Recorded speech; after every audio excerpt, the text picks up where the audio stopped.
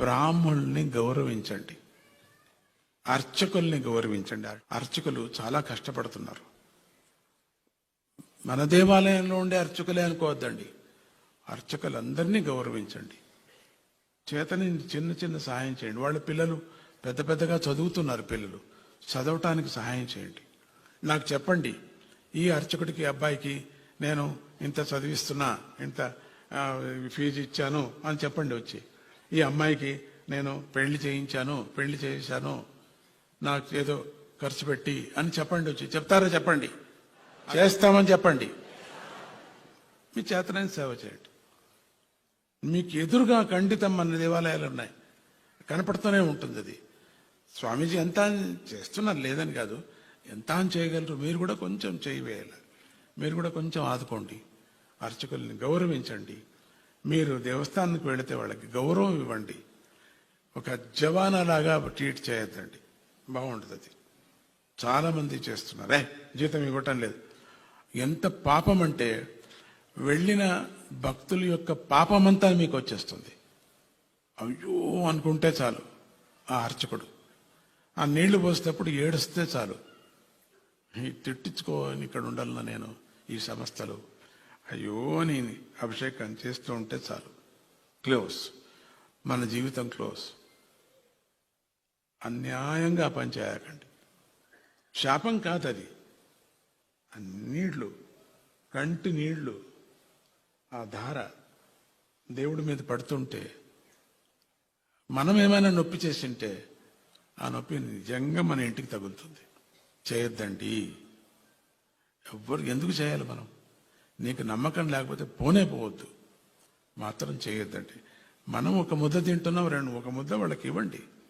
ఎందుకు ఇవ్వకూడదు? మనం ఈరోజు రక్షణ చేస్తున్నారు ఆలయాల్ని. ఎవరు చేస్తున్నారండి? ప్రపంచంలో ఎవరు వెళుతున్నారండి? అందరూ చదివి కంప్యూటర్ వేసుకొని అంతా అమెరికాకి వెళ్ళిపోతున్నారు. కారణం ఏంటంటే వాళ్ళది ఇక్కడ మర్యాద లేదు. ఎన్నో గుళ్ళు మూతబడి, దీపం లేదు. ఎన్నో గుళ్ళు, ఎన్ని సంస్థలు చూసుకుంటాయి. ఎంత గవర్నమెంట్ ఎంత అని చేస్తున్నారు. అన్ని గవర్నమెంటే. మా ఇంటి వాళ్ళంతా ఊడ్చాల, ఆ ఇంటి దగ్గర వచ్చి అంటే ఎంత గవర్నమెంట్ ఏం చేస్తుంది?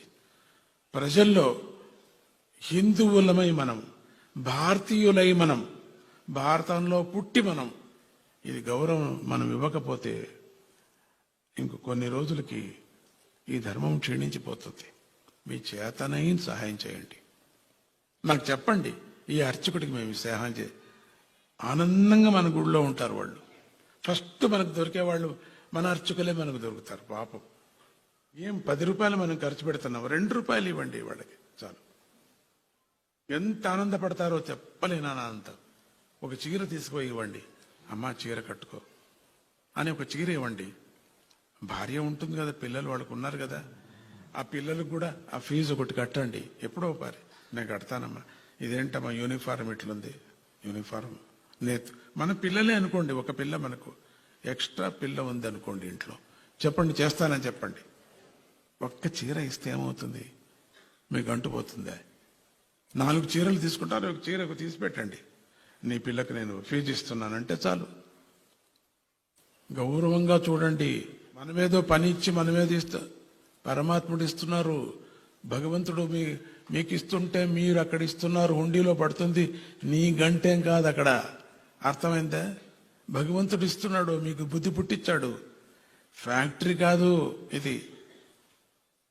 ఫ్యాక్టరీలో ఉన్నట్టు మనం అట్లా ఇష్టం వచ్చినట్టు పురోహితుల్ని, అర్చకుల్ని ట్రీట్ చేయకూడదు. మహా శాపం అది మీకు. ఎట్లా శాపం? మీ పిల్లలకు వస్తుంది, అది మీకు కాదు. నానా శాపం. ఇంకా నేను ఎక్కువ చెప్పను, ఎక్కువ మాటలు చెప్పకూడదు. ఇక మీరు గమనించారు, నా ఫీలింగ్ మీరు గమనించారు. ఇప్పుడు అన్నం పెట్టి అవమానం చేస్తే ఎవరండి తింటారు? ఎవరైనా తింటారా? మా ఊర్లో ఎవరు తినరు, మీ ఊర్లో తింటారా? మా వంశంలో తినరప్ప. మేము అన్నం లేకపోయినా సస్తాం కానీ అది తినం మేము. జ్ఞాపకం పెట్టుకోండి. ఎవ్వరూ కూడా ఏ అర్చకుణ్ణి, ఏ పురోహితుణ్ణి అవమానం చేయకూడదు నా భక్తులు.